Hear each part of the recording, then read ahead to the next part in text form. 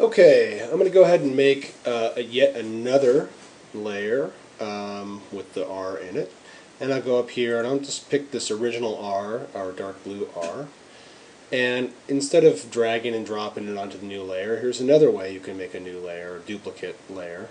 Go up here to this little flyout menu. Each palette has a flyout menu like this, and so a lot of commands are grouped here. And I'm going to choose Duplicate Layer from the Layers palette flyout menu there. Duplicate Layer.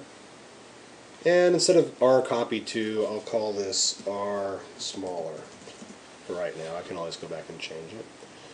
And I will drag it out over here, and it's not smaller yet. So I double click on it, it's selected there. And now I'm going to go ahead and type the point size in because I don't want to wear my wrist out by dragging it back and forth there. So I'll choose 24 and I'll get the move tool, and sure enough, there's my R. And I'm going to free transform it, edit, free transform, so I can rotate it a little bit here. And I think I'll also go ahead and hold down the Shift key and scale it up.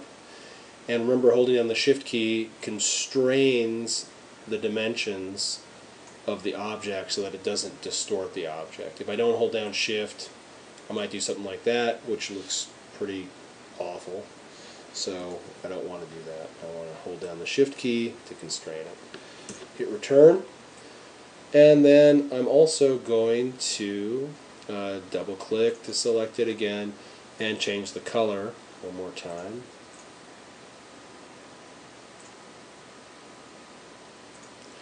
And sometimes this gets hard to see, and that's where I'll go over here to only web colors. Sometimes having less choice makes it a little easier to pick the color that you really want there. And there we go.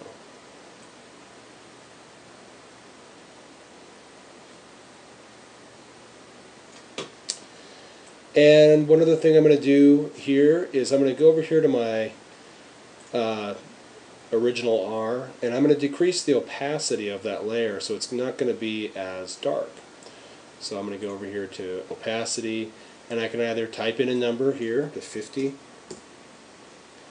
or I can just click on the name opacity here and drag left to right like we did with the scale, with the point size. So again, you can get a nice adjustment here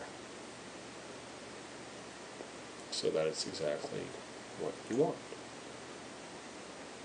Okay.